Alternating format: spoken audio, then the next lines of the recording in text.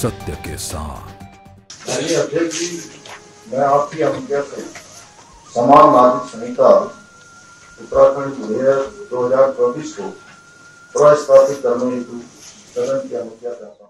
उत्तराखंड के मुख्यमंत्री पुष्कर सिंह धामी की अगुवाई वाली भारतीय जनता पार्टी ने विधानसभा के विशेष सत्र में यूनिफॉर्म सिविल कोड बिल पेश करा, जिसके बाद यूसीसी को लेकर उत्तराखंड पूरे देश में चर्चा में है। विधानसभा के विशेष सत्र में सबकी पक्ष सुनने के बाद इसे सदन में मंजूरी मिल गई है और इसी के साथ उत्तराखंड आजादी के बाद यूसीसी लागू करने वाला देश का पहला राज्य भी बन गया है। दावे के साथ एक बात कह सकता हूं कि इस कानून में जिनका भी अंश मात्र भी सम्मिलित हो रहा है, उन सभी को पुण्य का भागी बनना है, सभी को किसी न कुछ पुण्य मिलने वाला है, क्योंकि आगे चलकर इसमें जहां जहां भी सुधार की आवश्यकता होगी, हम एक अच्छे काम के लिए आगे बढ़े हैं।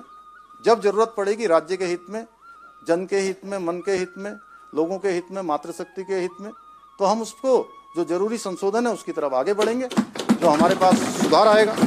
तो चलिए आपको बताते हैं कि इस बिल में क्या क्या है। सबसे पहले इस कानून में सभी धर्मों में लड़कियों की शादी की न्यूनतम उम्र 18 साल होगी। दूसरा कि पुरुष महिला को तलाक देने के समान अधिकार मिलेंगे। तीसरा, लिव इन रजिस्ट्रेशन नहीं कराने पर 6 महीने की सजा हो सकती है। चौथा, लिव इन में पैदा बच्चों को संपत्ति में समान अधिकार मिलेगा।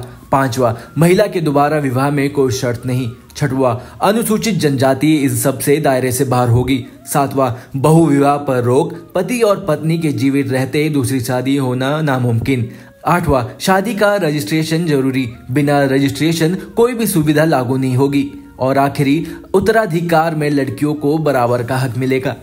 अब सवाल ये उठता है कि जब यूसीसी लागू हो जाएगा तो राज्य में क्या होगा। आपको बता दें, यूसीसी लागू होने पर हर धर्म में शादी तलाक के लिए एक ही कानून होगा। जो कानून हिंदुओं के लिए है वहीं दूसरों के लिए भी होगा। इस कानून से बिना तलाक एक से ज्यादा शादी नहीं कर पाएंगे और साथ ही मुसलमानों को 4 शादी करने की छूट नहीं रहेगी।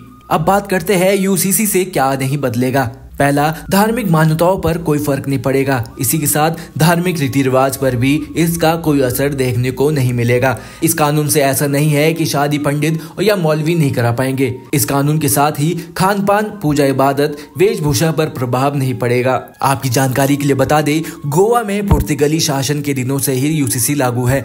यूसीसी के तहत प्रदेश में सभी नागरिकों के लिए विवाह, तलाक, गुजारा भत्ता, जमीन, संपत्ति और उत्तराधिकार के समान कानून लागू होंगे, चाहे वे किसी भी धर्म को मानने वाले हो।